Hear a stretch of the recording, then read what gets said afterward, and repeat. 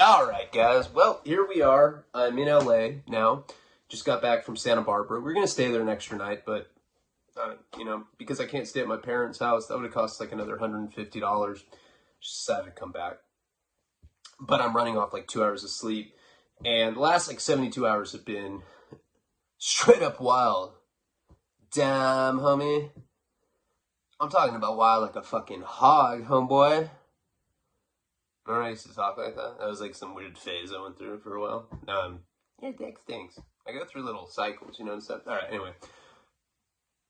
Oh my God, my neck. It won't crack. It's like in this perpetual discomfort.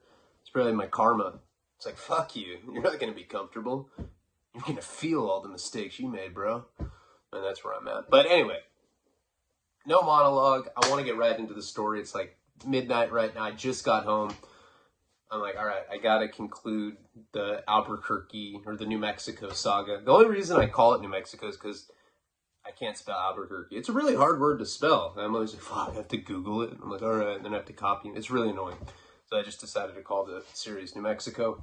One quick thing before we get into the story, I was able to get a first glimpse at my new child.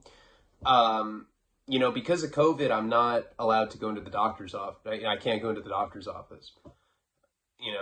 I'm like, she's going in there. Obviously, I came inside of her. That's why we're here.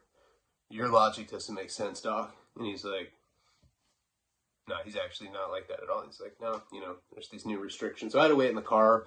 I ended up driving Nico up to my parents' house. And so Karina was sending me the text messages, the Sonogram pictures. Such amazing, beautiful experience to see the first glimpse of your unborn kid like that. I mean, it's really cool. It's a beautiful thing, procreation. And you got to realize, like, last time I was in this situation, I was out on bail. I'd been pimping. I took off my fedora hat. I was like, tired. Fuck, the biz sucks, boys. Kind of want to take a break. I'm thinking about going to prison for a while. I was waiting to go back to prison. Had my emotional breakdown. We've covered all this. But such a different thing being able to experience this, knowing that I'm actually going to be there. I'm actually going to be there with her when our second kid's born. I'm really grateful for that. Recently I stopped smoking weed. I'm like on a sober trip again. Started working out. Quit smoking cigarettes. I'm vaping now. What up? Yeah, I'm riding by. Oh yeah, I vape too. I'm just kind of like on a better trip. And one of the things that I found, and I've like espoused, you can usually tell with me, like when I'm in a good positive growth headspace. That sounds really terminal. Like, there's a space growing in my head, bro. It's all about balance, mind, body, spirit, but it's also about gratitude. Any recovery model is going to espouse that. And lately I've just been feeling really blessed not my dick. I'm so blessed except for that. That's unblessed. And then like my whole positivity trip goes out the window. I'm like, fuck it, I'm gonna litter this rapper. Throw my Carl's Jr. wrapper outside my car window. I'm like, yeah, fuck Earth. Like, comment, subscribe, check out patreon.com/Ryan Leone. It's in the pinned comments.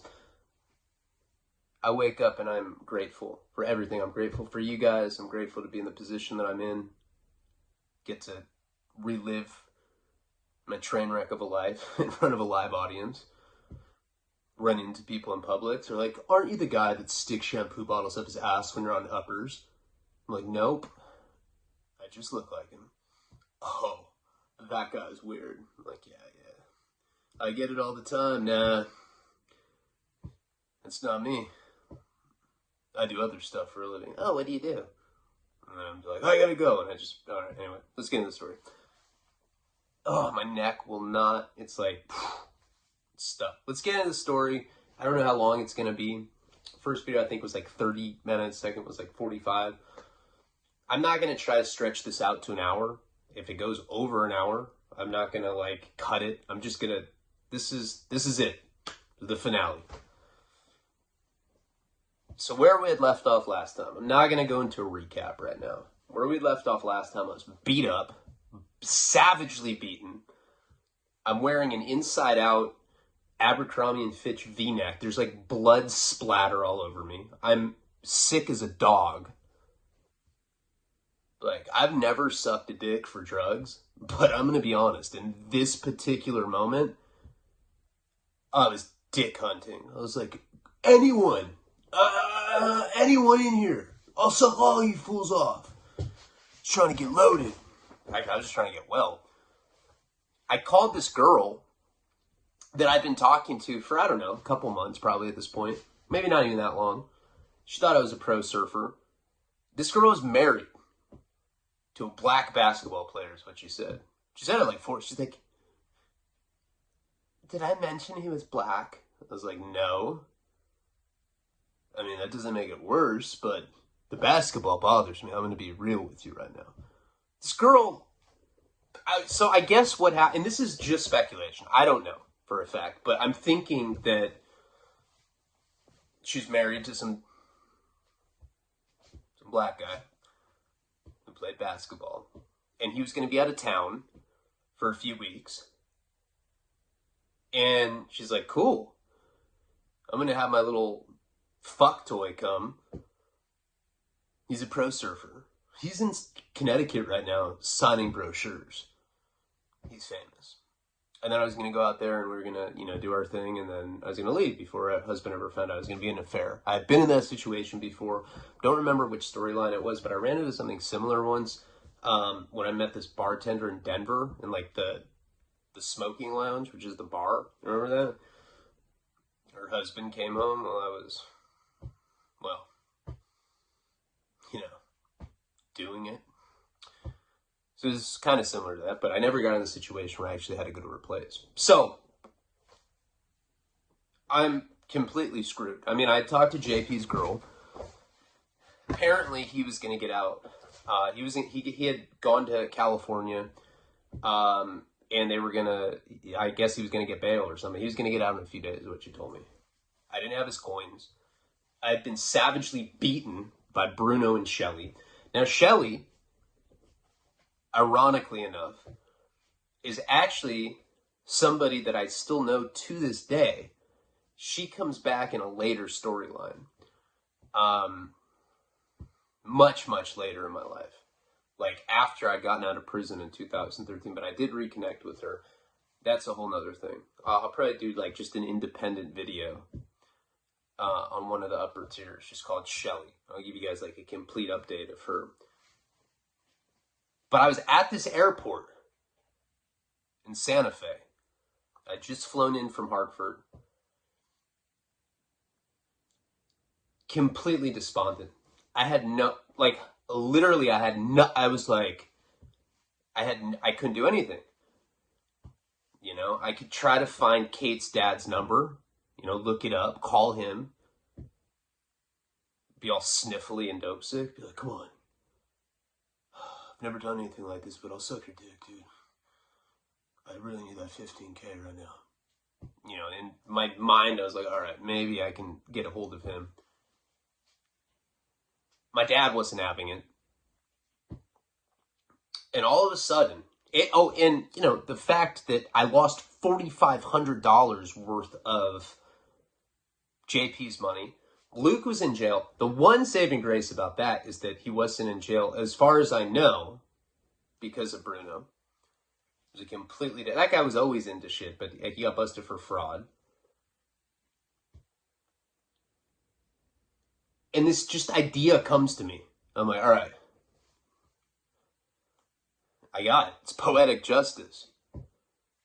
When I was in Albuquerque in the beginning of the storyline, when I was living in her complex in Albuquerque, towards the end, I'd met the essay. I won't even call him a Southsider per se, but I met this Cholo dude, and he became my connection. Now, I started spending a lot of time with him at his house. Like, he was, there's always going to be drug dealers that, like, want it to be some sort of social experience.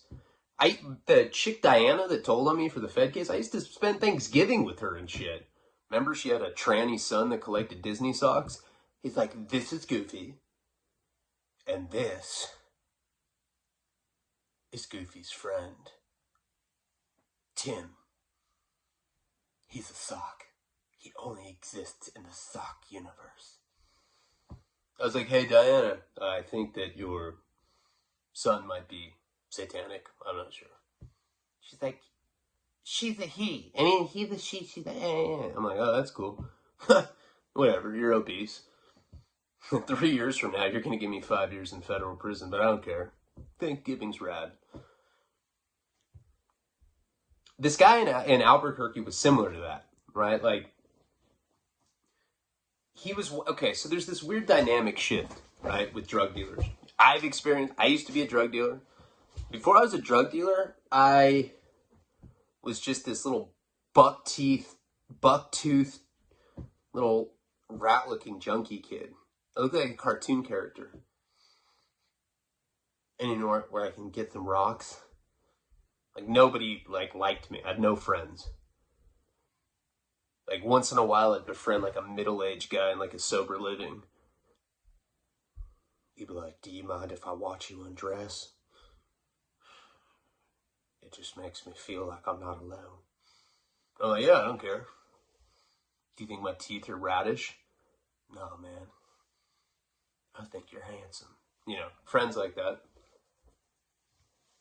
As soon as I became a drug dealer, everybody wanted to be my friend. I had friends that had friends that had friends that were friends of mine that didn't even know me, but they were just friends because they were my friends' friends. I was friend rich. Everybody wanted to be my buddy. Girls that would have never looked at me before were like, yeah, I've never licked a guy's ass, but I'll lick yours. Because your eyes are hazel.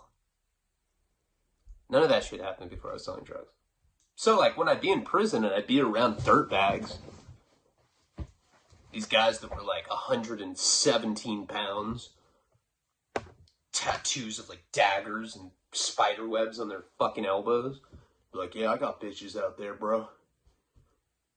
They only like me because I got a bag in my pocket. And that's why I always got the bags in my pocket. And that's why I'm doing 30 years, you dig? Meet fools like that all the time. This essay dude, it was obvious that he was one of those kind of guys that sold drugs and he really liked the social benefit of it. The people, would be around him, and he was one of those guys. He was Hispanic. And I'm from Southern California, so everybody always thinks I have a surfer accent.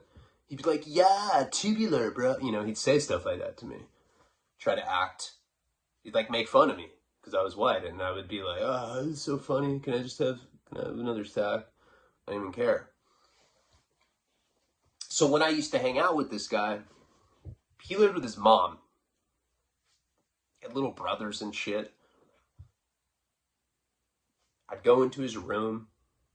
Classic drug dealer bedroom with the nog chomp blazing, Bob Marley tapestry on his closet. He'd go in there, and sometimes he'd bring out this gray lockbox. It was kind of gray lockbox that I'd have later in life. He'd open it, and there'd be a few pieces of heroin, 75 grams, but he'd have stacks of cash. Right? He had a bunch of guns. He's one of those guys. It's like show and tell shit. I'd go over, and I'd be sitting on his bed. He'd come out and be like, hey, you want to see something totally bodacious and tubular, bro? Check out this Glock 9. I'd look at it, I'd be like, yeah, it's cool. I was like, oh, fuck. Put my fingerprints on it, dust it off real quick. So I knew that this guy, I didn't know how much money he had. The guy lived with his mom. That doesn't mean shit, though. People, well, what did the guy have, $1,000 in cash? No. Sometimes people, this guy was supporting his entire family. He had a lot of, 75 grams of heroin was a few $1,000s worth in bulk like that. But he had cash. He had robbed Lily's friend for the weed. I know where he lived. And I was like, wouldn't it be poetic justice if I went and robbed that fool, paid back Lily, and was able to use what I stole from him to pay back JP? I'm the good guy. I have dope. I don't know, maybe I'll take like a sombrero from his closet and I'll just walk into the fucking horizon of the desert with tumbleweeds like drifting beside me. Some old west. Okay, I don't know. I went too far. So I'm all dope fiend out. I'm like, all right, this is what I'm gonna do. Yeah. Okay, I'm in Santa Fe. I'm like 40 minutes or something from Albuquerque. I don't know how far I am from Albuquerque, but it's far. I mean, how am I gonna get there? I don't even have like anybody to send me money. Nothing. I'm just screwed at that point. But in my mind, I'm like, all right, I'm gonna rob this guy. That's what yeah. And how am I gonna rob him? I don't have a gun. By myself. I'm dope sick. You know, if he like even moves slightly, I'll get scared and shit my pants or something. I'll, be wincing. I couldn't rob somebody in the condition I was in, and I looked ridiculous. Looked like I had tumbled off a fucking motorcycle on my face. But in my mind, I was like, this is what I'm gonna do. So I remembered something that my dad taught me so my dad has put me up on a lot of game throughout the years. You know, my dad's cool. I mean, not criminal game, but like, he'll be like, now, Brian, this is an amenity club at a airport. And you go in here, it's, this is the red carpet club for United Airlines. And look, you can charge your laptop. They give you peanuts. You can drink beer. I know you're 19, but go ahead and have a brew. I'm like, oh. So I'd be at these like clubs and shit, right? Taught me about how frequent flyer miles worked. He also taught me something because we were always going from Santa Barbara to LAX. He's like, let me tell you something. Never pay for parking. You simply take a shuttle from a hotel nearby. You can go pay their flat rate, $12 for a week. And then just take the shuttle. You save a few $100s or whatever you're going to save by, parking at the airport's expensive. So he had taught me, that was like always our play when we went on trips like that. Light bulb goes off. I'm like, all right,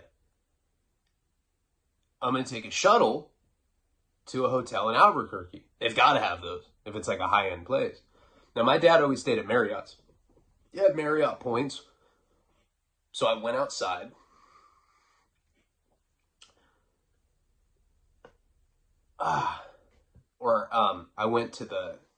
I found the section where like all the shuttles were. And, sorry, my neck is just out of control. It's karma again. And I ended up finding a Marriott shuttle.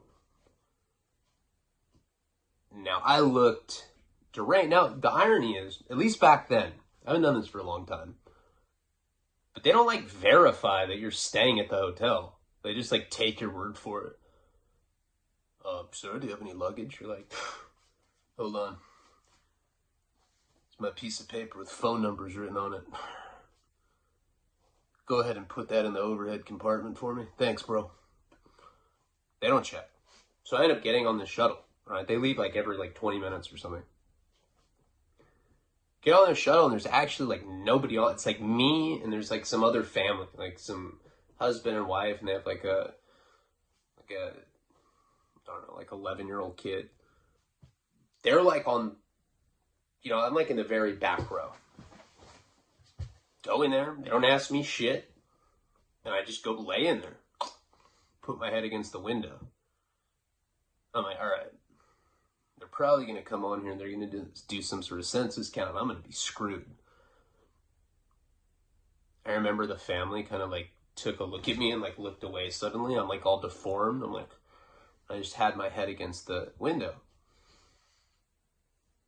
I was amazed when the shuttle just starts vibrating and just starts going away.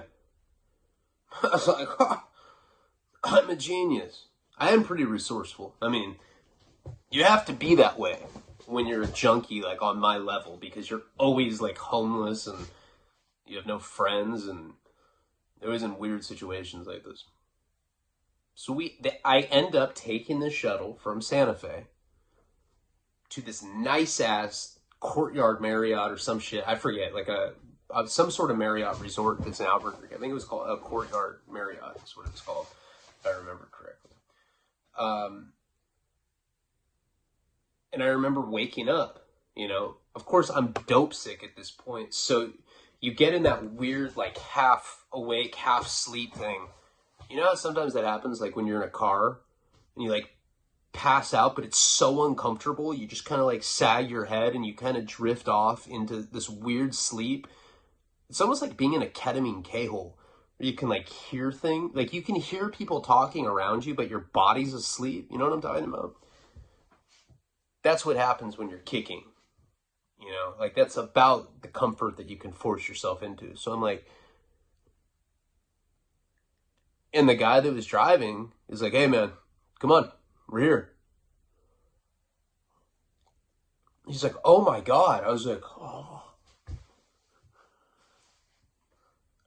Yeah, he's like, oh, no, that didn't happen. But anyway, so I end up getting off this shuttle. This guy got me off, and I'm at this nice-ass Marriott. Now, the plan, before I'd left, seemed really great.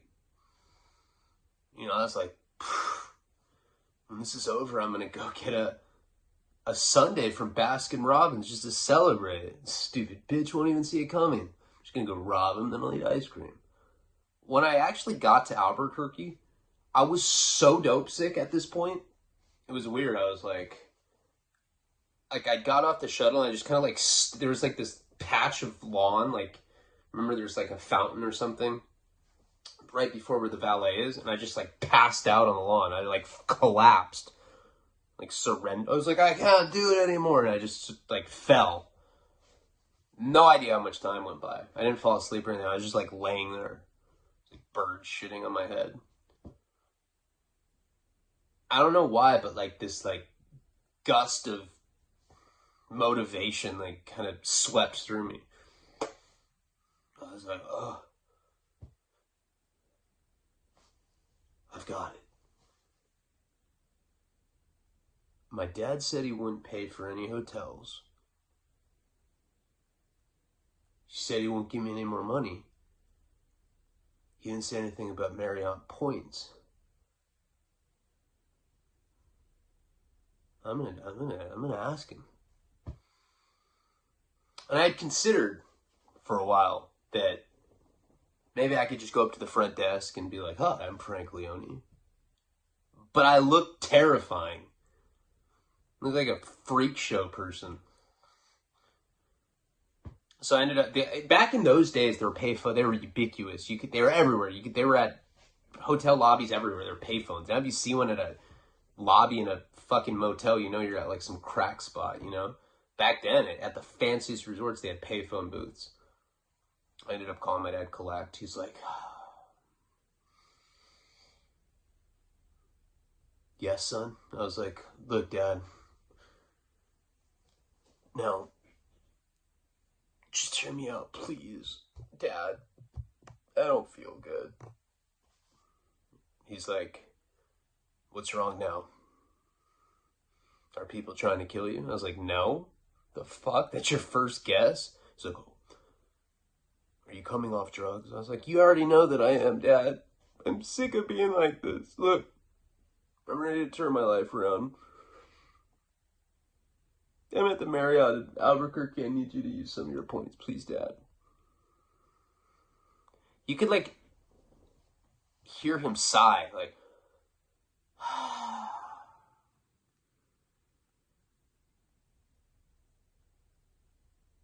how many nights? I'm so happy. And I'm like, well, 2. It's like, I'll do that for you. He's like, it doesn't cost me anything. Because my dad, he owned a healthcare company when I was younger. And part of what he did is he was a healthcare consultant. So he'd go do public speaking, talk to people. I mean, he talks about it in my documentary. It's really sad. Like, he'll talk about, like, times that I overdosed and he had to go, like, speak in front of thousands of people. And he'd, like, get the call right before he had to go on stage. And they're like, your son overdosed. And he's with the tranny with knee-high Disney socks on. My dad's like, oh my God. And then he'd have to get on stage. Talks about that in the documentary. all the traveling that he did, he accumulated these Marriott points. So when I was a kid, I used to go we'd go to Hawaii, we'd go to Palm Desert all the time. Got to go to all these like super plush spots because he just had like an endless amount of Marriott points. He still does. Like if I'm a good boy these days, he'll be like, Ryan, I got you one night in Palm Desert. But I'm like so grateful because I never get anything like that these days. I'm like, oh, you know, and we'll go. And I kind of get like breakdown era delusional Google me type shit. Do you know who I am? Don't call me by my real name. God damn it. You know my pseudonym is Sam the Cat. Fuck. I want people to know who I am. I'm like wearing a hood. It's like 98 degrees outside. Anyway. So my dad actually did that. You know, he ended up cashing in these, or, you know, applying the points and letting me stay at the Marriott. It was a ridiculous thing. I'm completely dope sick, beat the fuck up, and I'm like staying at like a 5-star resort because my dad is hard. He loves me. I have a kid now, and I totally understand that. Like, having a kid of my own has made me realize like how much pain I've inflicted on my parents, and it really like it's been hard to kind of deal with that, have to face the reality of that, because I imagine what would happen if Nico did that to me, and it'd break my heart. You know, I was just with my dad today. We were laughing about shit, you know, that I used to do. He was like telling me stories about myself. I was like, oh my God, that can't be true. Like shows me a black and white photo. He's like, oh yeah? I was like, oh my God. I was like, I was on speed. He's like, I know, son. So I end up like having to go to the front desk. I get in this place.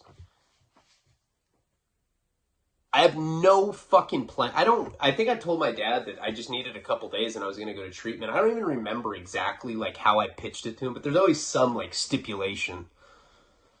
I go up to this room. The bellboy was like, Mr. Leone? I'm like, it's Leone. He's like, where's your luggage? I was like, yeah, I think the management company that I'm with, I'm a pro surfer, I think they're going to bring it a little later. He's like, so you don't need me to bring anything up? I was like, no, I'm good. He's like, nothing? I was like, Kind of gave me a weird look. He probably was mad because I wasn't going to tip him. So I end up going to this room is ridiculous. Just fire, right?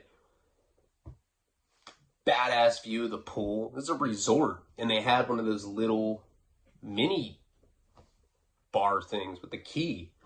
The little single shots like bourbon.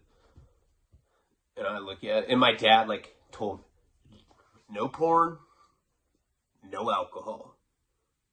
Okay? He's like, those porn movies are like $34 a fucking video. I'm like, how do you know? I don't know. That's what I heard. I heard they're like 34 exactly. I don't know. Don't do it. All right. So I like get in there, and like the first thing I do is order some like ass-licking lesbian porn, and I go right to the mini bar. And I just see these rows of alcohol and like pretzels. I was like, oh, I start like eating them. And I start, because I've been throwing up. I've been so dope sick. I'm just trying to force myself to eat something so it's going to absorb the alcohol. Because my plan, I have no money, but I'm in this beautiful hotel. I'm like, I'll just drink myself to sleep. And that's exactly what I did. I just start pounding these little bottles, right? I wake up and I'm wearing this like white bathrobe with like the Marriott logo like embroidered on it. I was like, there's like shit stains on the back. I'm like, gee, there's little mini bar bottles all over. I've like in the swan dive position on the floor. I'm like, Jesus Christ. So that day was definitely, it's like day 3, I think, of kicking. It'd been a couple days at least. I don't know. It's like day 2 or 3. What's the worst? Now I'm hungover and dope sick and I'm out of booze. I was like, I drank all of it. There's like one pretzel. I was like, ugh. So I decided that I was going to go out and try to hustle up some money. You know, back then I had a hustle.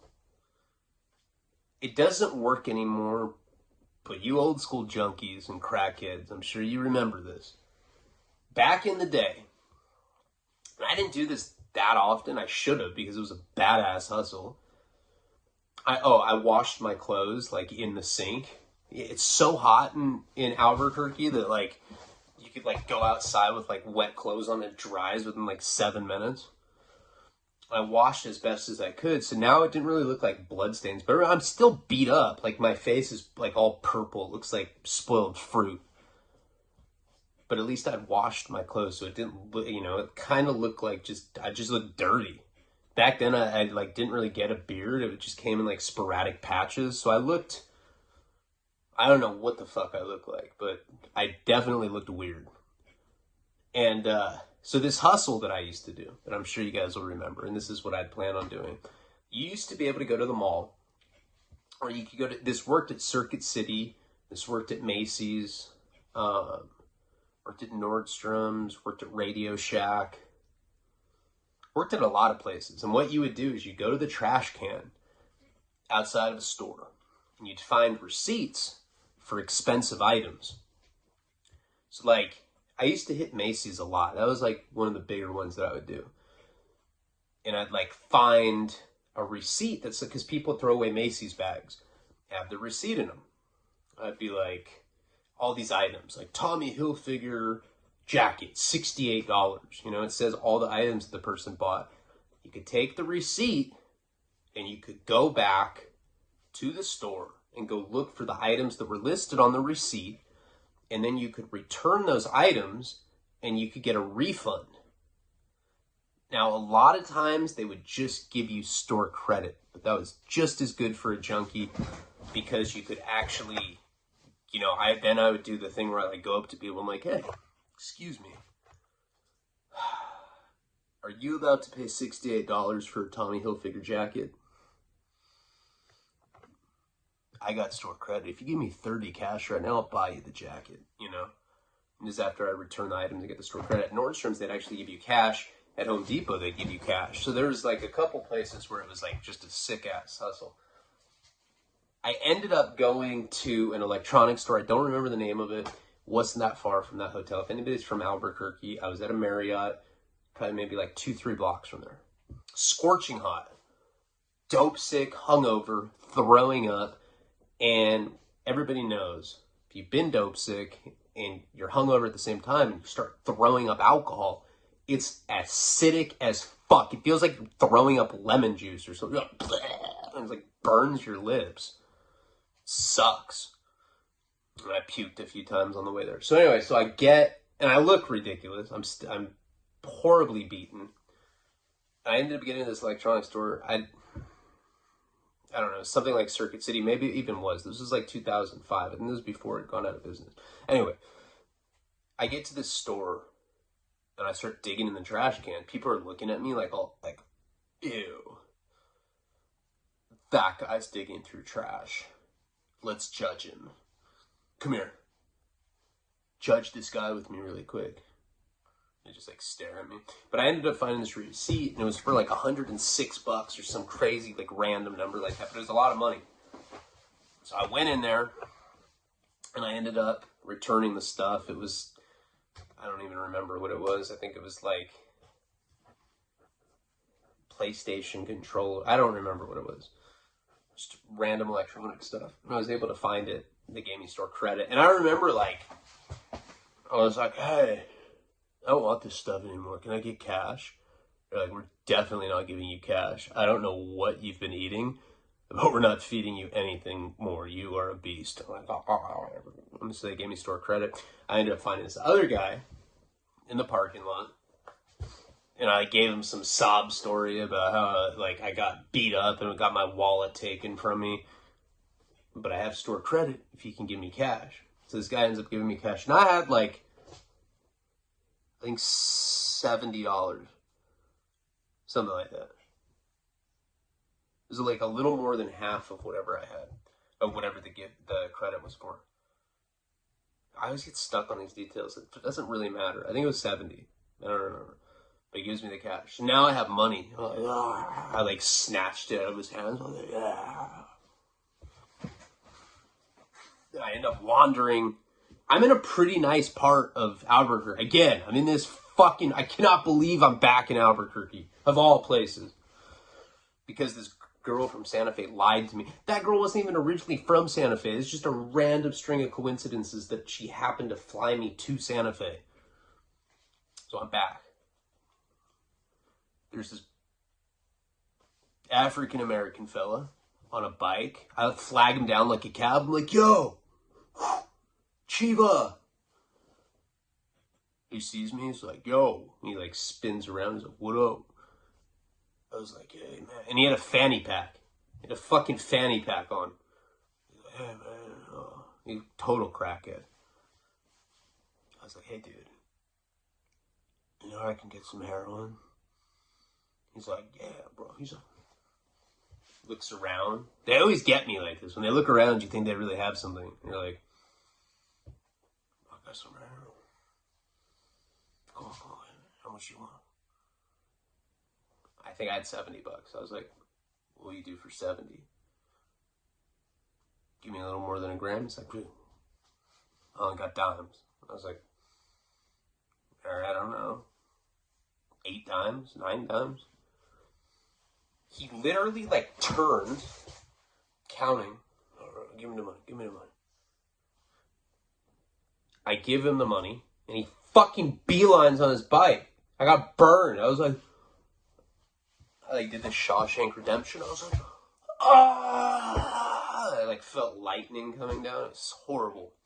No lightning. That was just an obvious exaggeration. But I got burned. After all that, I was like, no. I was so mad. I probably started crying. No way, man.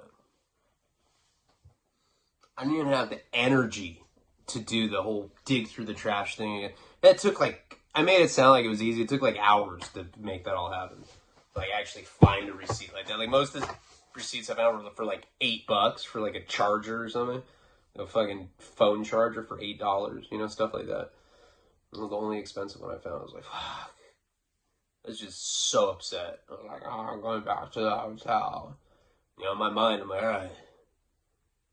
I'll just have them restock the mini fridge or the mini bar. I'll get drunk again. I end up going back to the hotel. I'm so upset, you know, that I got jacked like that. This happened to me a few times when I'm dope sick. You gotta just give him the money. I'm so dumb. Like, how many? All right, yeah. Let me count up the dimes here. Well, then he just bolts. Jesus Christ. So I get back to the hotel. I call the front desk. I convince them to restock the mini bar. Maid comes up. She has like all this alcohol on this cart. And I end up drinking again. Right? And I don't feel good. I just feel shitty. It's at least making my hangover go away. I have like 3 or 4 shots. I end up calling JP's girl. Same technique that I'd used when I was in Connecticut and call the operator. You know, and rings a couple times.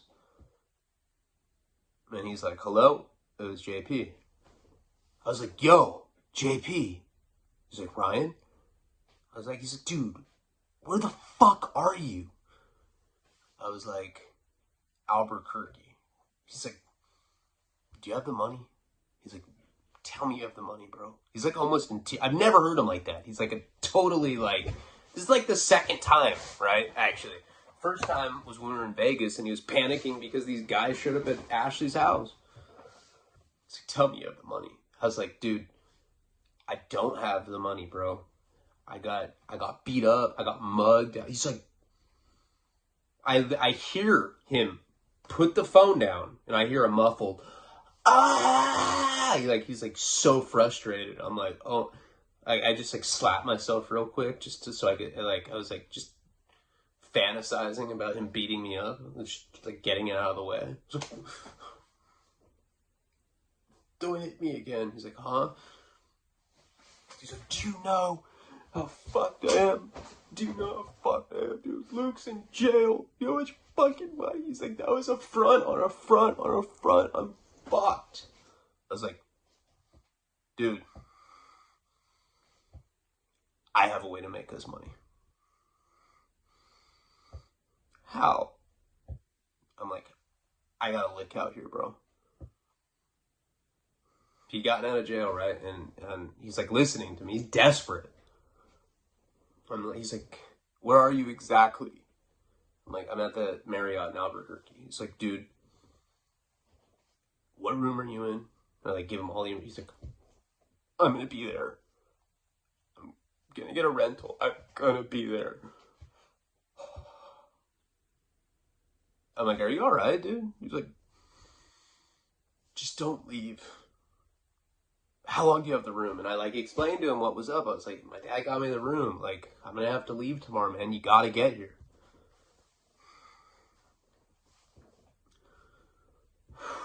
He's like, write this number down. He ends up giving me this. He has like a new cell phone number. And I called Ashley's. So he's on the way. He's like driving. He's in California. He's driving from Santa Barbara all the way to Albuquerque. At this point, I'm just like drinking and I'm just like not really knowing what's going. Like I'm like almost like delirious to the point where like, you know, it's gonna take him like over a day to get to me, is what I'm thinking. I just keep drinking this alcohol. So anyway, I end up passing out, and I remember waking up in the middle of the night. Like when I had talked to him, it was probably 5 in the afternoon, maybe 6, maybe 6, like early evening. I ended up passing out, right? I wake up in the middle of the night, and I'm just soaked in this rancid, ammonia, stinking, dope sick odor. And I remember just being so upset at that moment. I was just like, why does this keep happening to me? And I like, the lights, it was like complete, it was like pitch dark in the room. I was in the bed. I got out of bed. Like, stumbled on some little single shots of alcohol or whatever. I go turn the light on to go get more alcohol, and I realized I drank in everything in this minibar again. This is like the second fucking time I've done it. No relief, nothing. I end up going in the bathroom and I'm just hugging the toilet, throwing up. If I had a gun at that moment, I probably would have killed myself, literally. Felt like that a few times in my life. I felt like that right then. I wake up again, and I'm in the toilet. I mean, not in the toilet. I'm like leaned up against the bathtub. Like, I kind of like passed out crooked, like my head like propped up on the bath. That's weird. I wonder why I have neck problems now at 35. Huh, weird. No idea what time it is, you know? It's like I'm almost delirious at this point. I go to the phone and I call JP. No answer. I'm like, fuck. He's probably not even coming. Go to the bed. Try to sleep. I'm like thrashing. It's like one of those things where like a bunch of time goes by and I don't even realize like how much time it actually is.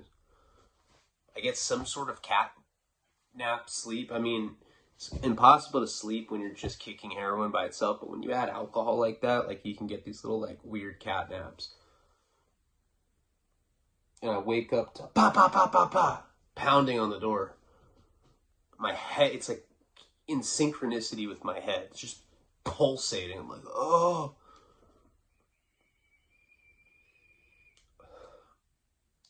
Uh-oh.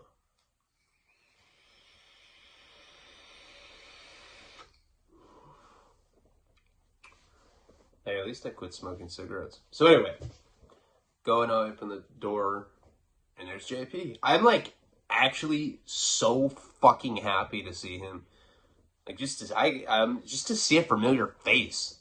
Like I was in prison in North Korea or something. I was like, JP, I like hug him. He's like, dude, get off of me, queer. I was like, oh, sorry. He's like, come on. Fucking walk in the room. he kind of like does a double take. He looks at me. He's like, dude, I thought you were making that up. I was like, what?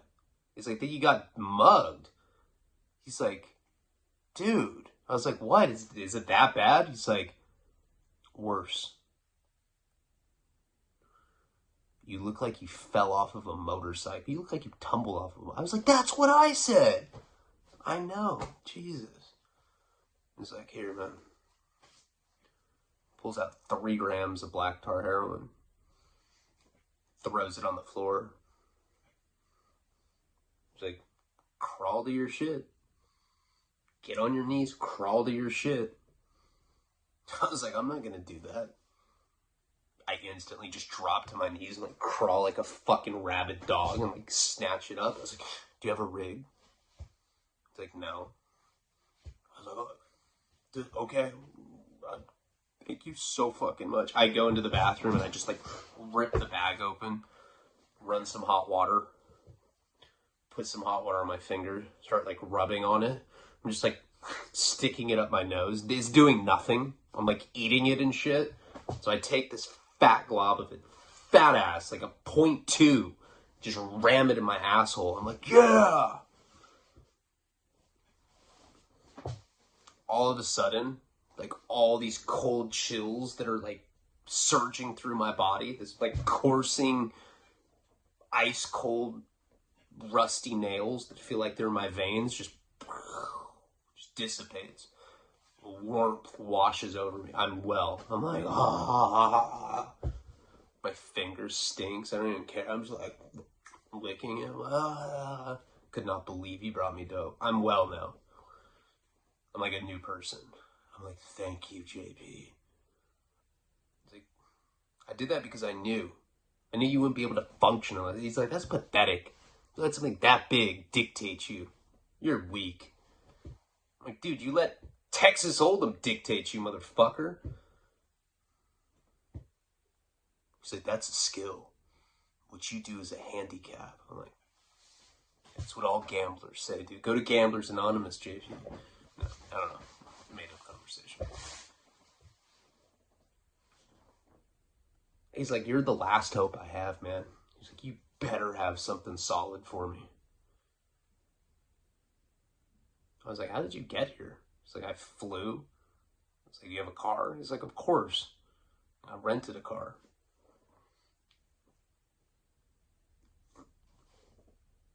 How'd you get dope on you? He's like, shut up, dude. I was like, so where do we have to go? I was like, well, this is the thing, man. I don't exactly remember where they live, but I know the complex. So if we just drive around for a while, pretty sure that we can find it. He's like,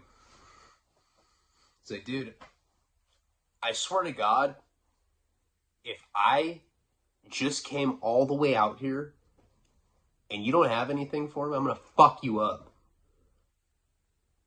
I was like, you really think you can do something worse than the way I already look right now? He's like, yeah, I know I can. Like, I'm all high. I like didn't care. I was like all cocky. I was like, you're the one that gave me dope. Like, mouth it so that he can't hear it. So we end up going down into his car. He got some like enterprise rental. We start driving around. So we're talking, and he's telling me about how I got to Atlantic City to begin with.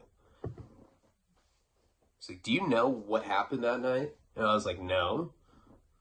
I was like, I know that I took a roofie from whatever the guy, Fast Eddie. It's not his real name. I still can't remember what that guy's name is, but some like local Vegas scumbag that we were hanging out with that had given him the key to steal the televisions from the MGM Grand. He gave me this roof and all, I think. I don't know. Probably a roofie because I was out cold after that. I woke up on the other side of the fucking country. So JP starts telling me that after the nightclub thing, right? I thought he got arrested right then. He didn't get arrested. what ends up happening is he gets a call from me from a random number. He said he got a call from like a Vegas, from like a Nevada area code. And he said that I was belligerent, slurring. And I was like, where are you? I'm with a bunch of queers. They've got a plane. They've got girls. And I stole a television and I brought it for you. I'm just saying like random shit to him. And I guess I called him blacked out. Of course, I don't remember any of this. And I was with a group of gay guys, is what he said. And some girls. I was like, are you just saying the girl part to make me feel better? He's like, no, that's what you told me. He's like, I didn't believe you, but it's what you said. And apparently I was explaining to him how they had a plane and that we could get from Vegas to Atlantic City, New Jersey. Now, that's not that rare. There are a lot of people that have private planes and access to private planes that are in Vegas. Vegas is a place for absolute excess and gluttony. There's all sorts of ballers there. So it's not that inconceivable that I ran across people like that. The way I am, I like talk to everybody. Somehow I met some people that were like on their way to Atlantic City. They fly back and forth. There's actually quite a few people that are like that. They go from like Atlantic City, they'll go to Vegas, they'll go to Dubai, maybe not on their plane, but there's people that go to these various destinations. It's like this whole subculture of baller gamblers. So I guess I'd stolen a TV. I don't know where. No idea where the TV came from. But I was trying to give it to him. And somehow I had his phone number. Again, I have no idea how that happened. And I went to the hotel that he had gotten for us, and I left the TV at his door after he refused to go with us. Like, he didn't want to do it or whatever. And so what had happened is somebody at the hotel had gone and seen this TV just chilling in the front of the hotel door. Now, they thought that it was stolen from that particular hotel. They went up and they looked at it, and apparently it was from a different hotel, and it had like some like silver like label on it or on the back, like property of, and it was like some off-strip hotel that I had stolen a TV from. I have no idea how that happened. Don't remember any of it. But they realized that it was a stolen TV. They called the police. The police had already been called because other televisions had been stolen. There was a bunch of TVs. We're not the only people that were doing that. That was like a hustle that was going on during that time that local had like turned us on to. And when the police came, they were able to get access to the room. They found other stolen shit in there that JP had. And when he came back, they arrested him. Now, I thought he had gotten arrested the night at the nightclub, but this is what he was telling me. So basically, me bringing that TV to the hotel is why he got busted in the first place. He got arrested for receiving stolen property, possession of stolen property, and grand theft. And then he had warrants in California as well. That's why he got arrested. And apparently, I had like met this group of jet setters that had gotten me from Vegas to Atlantic City, but I had no idea how I ended up with like some cross-dresser in some ghetto-ass hotel and then with some pimp dude in his like, it was like one of his stall fucking hookers or whatever. So obviously, I'm kind of in a bad situation at this point because now, like, before I felt obligated to help him for the aforementioned reasons that I've talked about in previous videos, but now, he literally went to jail because of me. And he still had charges pending over all of that. Like, once they figured out that he had some of that stolen stuff at his room, they started pinning him on, like, other stuff. This had just happened to him recently. Last time I saw him, same type of shit had happened. But this time it was with drugstores when he was filling up the boxes of the fans and, like, putting, like, Mach 3 razor blades. So he's explaining to me now, he's in debt hardcore to this Paisa dude that he met at a poker tournament. and that this guy was like sweating him. And then the weed that he was sending to Luke, he had gotten on a front. So he had like multiple fronts now that he wasn't able to pay. And he was tripping. He was tripping about the paisa. He's like, the fucking weed guys, that doesn't even matter. He's like, whatever. You know, those are like white boy weed dealers. The paisa will kill me. He wears belts that are made out of people that he's had like arguments over football games and shit. I'm like, yeah, so?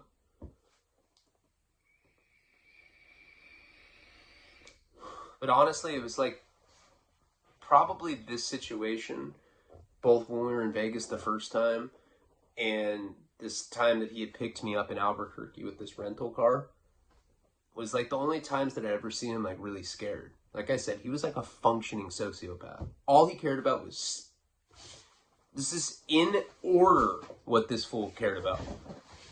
Number 1, poker. Number 2, Mobb Deep. Number 3, surfing. Number 4, money in general. Specifically Chanel. I was like obsessed with that company.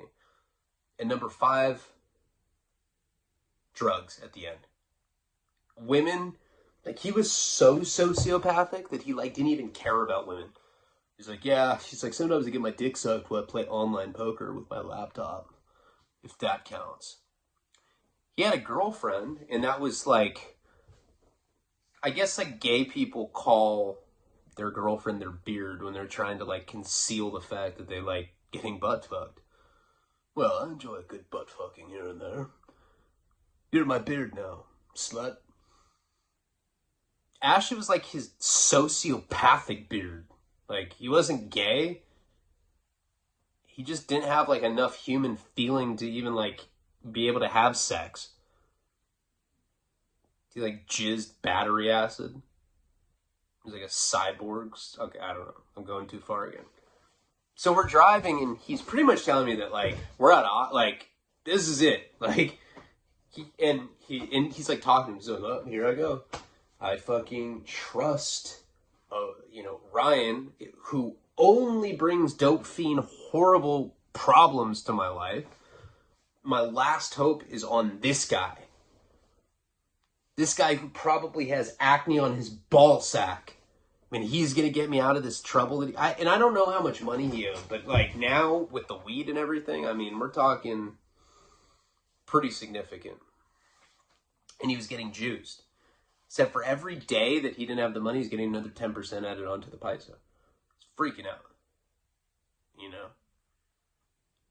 He's like, you want to hear Quiet Storm? The non-Lil Kim version? I'm like, sure. So I can't even listen to this right now. Fuck! What are we going to do?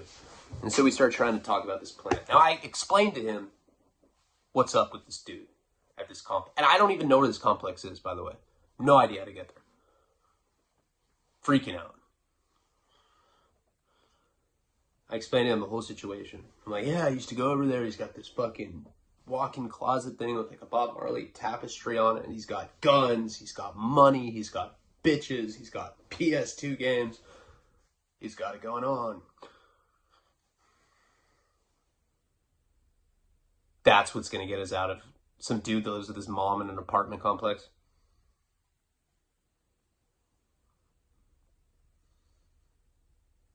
Dude, I will sell your organs to paisas if you don't come through with this right now. It's like, how much money do you think this guy has? What, like $5,000 maybe? I'm like, I don't know, maybe like 50, 60. He's like, really? He's like, well, that would take care of the paisa. All right, man. Where is it?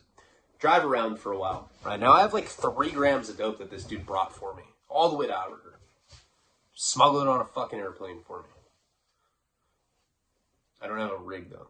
I don't even care. I'm like boofing shit. I'm boofing stuff that I don't even need to. I'm like, got any more raviolis? I'm gonna boof it. Fuck it. Not even hungry. It's just for the effect. Ooh, now I feel full. Thanks. Like farting fucking sauce. All right. Too far again. Jeez, I'm on one right now. All right.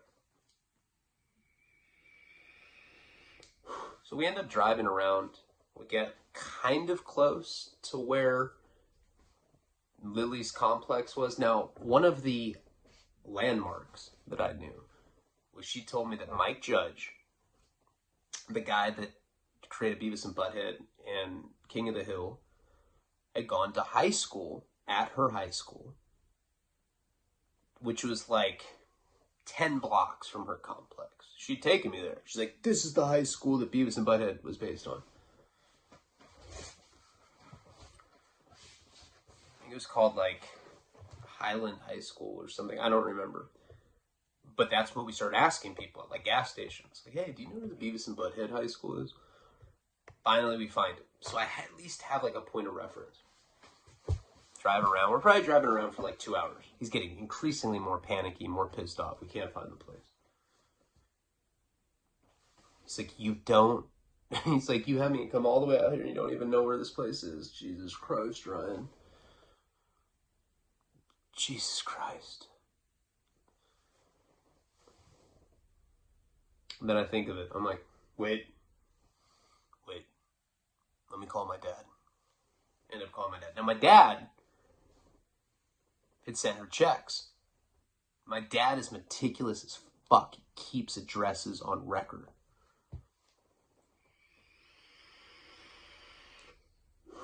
I don't know why I didn't think of it sooner.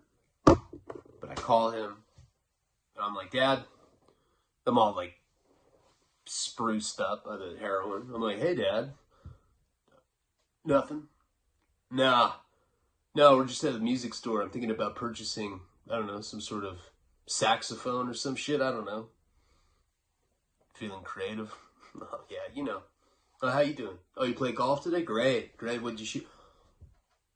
Excellent, Frank. Excellent. Let me ask you something. So check it out. So I'm in Albuquerque, right? And I got the money to pay Lily. I'm going to go pay her in person. Can you give me your address? Ryan. Sounds suspicious to me. I'm like, Dad, shut up. Do you have her address or not? So he gives it to me. So now we have it. Again, no GPS, no MapQuest back then. We have to go to gas stations, figure out where she is. We finally make it to the fucking complex. I'm like, you don't have a gun, do you? It's like...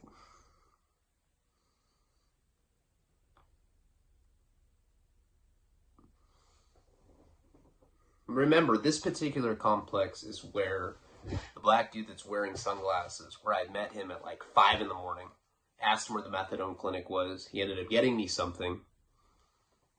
And then I ended up overdosing. Now, what I remember from that exchange was that cars are parked in the numbered, like, say you're in apartment 455. That number is written on the parking space. So I knew what kind of car this dude drove. He drove like a Cadillac CTS. And it had a sticker on it. Had one of those West Coast chopper stickers. Yeah, I don't know. Essays in Albuquerque are not the same as essays here. They would never have a fucking Iron Cross sticker. But that's what this guy had. And so we end up driving around the parking lot. We find it. That's how I'm able to find the exact apartment number that he's in. So I'm like, let's go get some Taco Bell. All right. We'll come back. We'll stake it out for a little bit. I'm like elbowing him. I'm all loaded. I was like, we'll stake it out for a little bit. We'll see what's up. And then we'll know when we go. We'll just wait for them to leave. And then we'll just kick the fucking door down, man.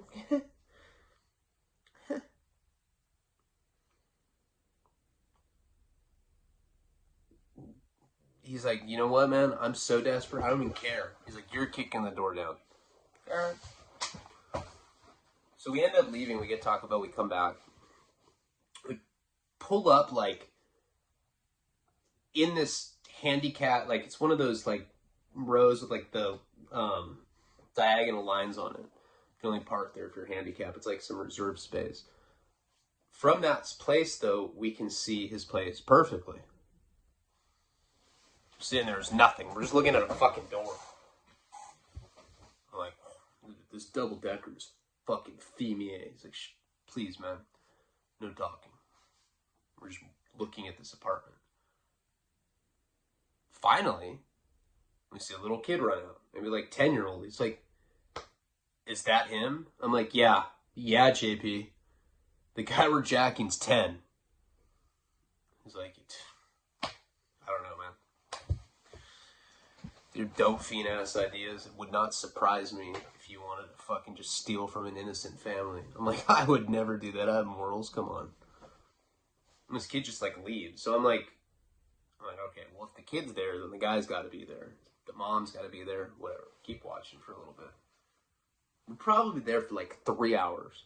Finally, we see a group of guys leave the complex, or leave the apartment. He's in that group. I'm like, that's him. He's like, that's him. The guy's wearing like Reeboks, like Velcro Reeboks. He's like, that's the baller that we're going to jack. Like, Jesus Christ. He's like, we may as well just pick a random house for all that matter. God. All right, well, he left. I was like, well, how do we know the mom's not there? He's like, you're the one that said you'd do it, man. I don't want to be sitting here all night. Go kick the door down, please. I never kicked a door down like that. I've only seen that shit in movies. I don't have a gun or anything. I felt like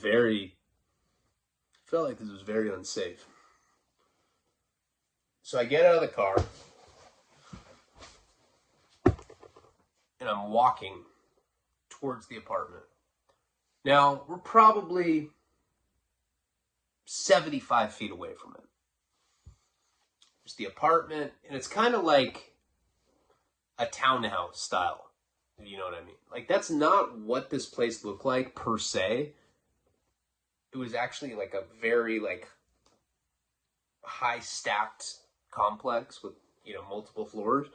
There were also some townhouses in it. It was like I don't know why certain ones were townhouses, but this particular one was. So it was kind of like its own little building. There was like a cluster of these townhouses. I start walking towards it, and I can hear people talking. It's probably like, I don't know, maybe like 7 at this point. Like, a lot of time has gone by now. It's like dark, super hot at night there. It's like 7, something like that. And I'm walking towards the apartment, the townhouse thing, and I hear voices. And I kind of just walk right past it. So, like, instead of walking right to the front door, I hear voices coming, kind of like approaching me. And I just, like, walk past it. So I'm, like, kind of like behind this, like I'm on the side of it now. And, like, from where I was, I look back and I see, now there's only 2 of them, but they had this big ass blue canvas bag. And of course I'm like, oh my God, drugs. I can't just, like, pop out and be like, give me the bag. I don't have anything. And this guy definitely has guns at his place. So I go to the side of his townhouse, and they go inside of it. Like, they go back in the front door and they go inside. I'm like trying to sneak around. JP's still in his car. I'm trying to sneak around the maybe like look in the window. And I see a dude crouch down, hitting a meth pipe. Right, like, on this sidewalk on the other side of the townhouse. This guy, he's got, like, long-ass ponytail, little thin mustache, pencil-thin mustache. He's hitting a pookie. He sees me and he's startled. He's like, oh, hey, man. It's flavored tobacco. It's like a hookah. It's just like, I'm like, no, you're smoking crystal meth, buddy. I realized that this guy's wearing a maintenance shirt. And I look at him, I was like, do you work here? He's like, look, man. God damn it. Look. Me and my wife, we live in our fucking car, man. This job is all I got. Here, hit the pipe. Please just don't tell on me. Grab the pipe and I hit it. Back then it was like anything goes type shit. I was already super loaded anyway on the heroin. I was like, I'm not gonna tell on you, dude. Thanks for the hit. And I end up going back to the car. I see JP and he's like, what happened? He's like, I saw them go, like, they barely missed you. They ended up going inside. He's like, they had a big ass bag. I was like, I saw it. He's like, you think something's in it? I was like, I know something's in it. I was like, he always had like pounds of weed and shit. Remember, this is the guy that had gotten Lily's friend jacked at gunpoint.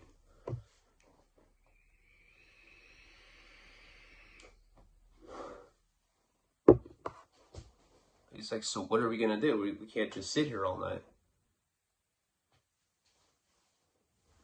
I'm like, I don't know. Why don't we just come back tomorrow? You know, I mean, it's too much time's passed now. I don't think they're gonna come back out. I don't want to just sit here all night and go back to the hotel, kill some time.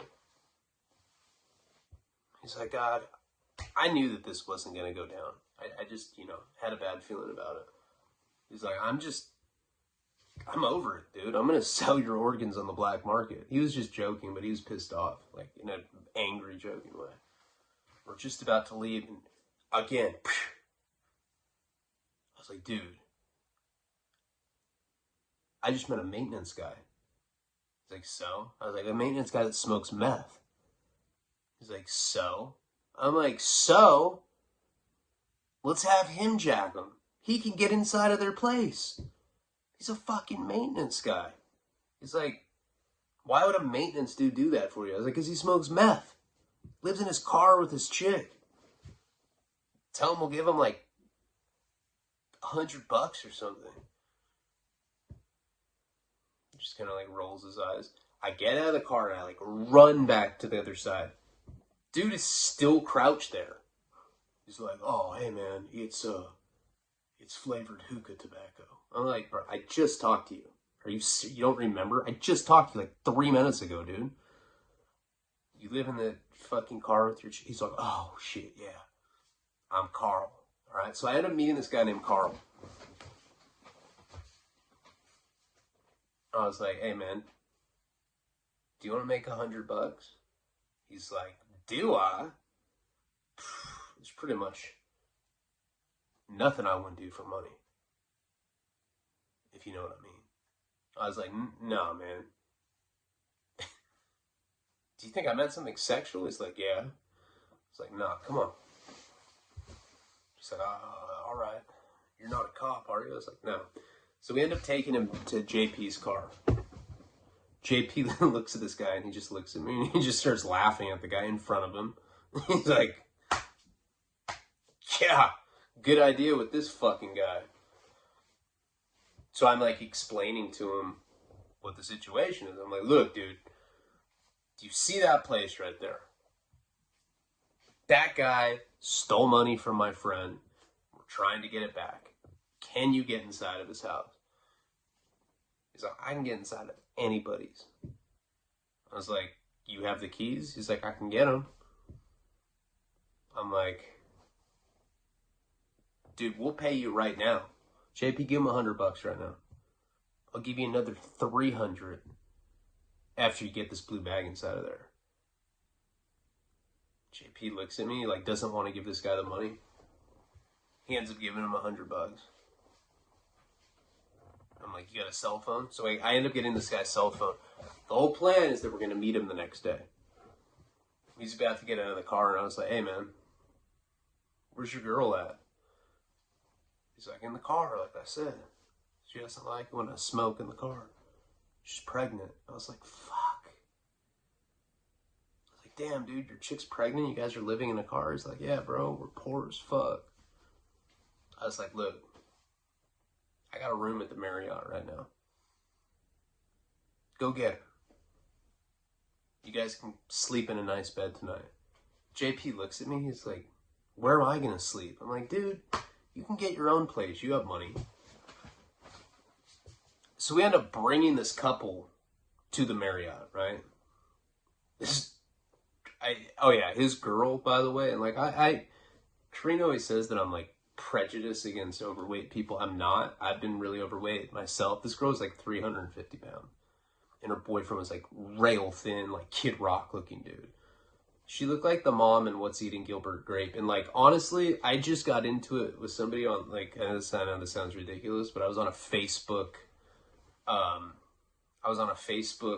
like post about Michael J. Fox, and somebody was making fun of him because of Parkinson's disease. There's nothing that makes me more upset when somebody makes fun of somebody's physical disability. They're like, you're a Karen. I was like, I'm a Karen because I think it's lame that you point at somebody with a handicap and laugh at them. Like, that's despicable to me, personally. I don't know. Maybe I'm a Karen bitch. God, this story, we're an hour and 15 minutes into this. God damn it, there's like so much more to it. One more video. You guys, there's the showdown. I almost feel like I need to save it for the epilogue. I know these last few videos have been really weird and sporadic and spread out, but that's why I was saying, like, the end of this story, so much shit happened right at the end. It's pretty epic, like, the showdown. We're, like, right there. I think I'm going to do one more epilogue video, but like, comment, subscribe, check out patreon.com/Ryan Leone. I just can't, I mean, come on. We're like an hour and 17 minutes into it. This could probably go on for like another 30 minutes to an hour. I don't know about that long, but I feel like I should save it for one more video. I really do love you guys, though. I'm sorry. I'm a piece of shit.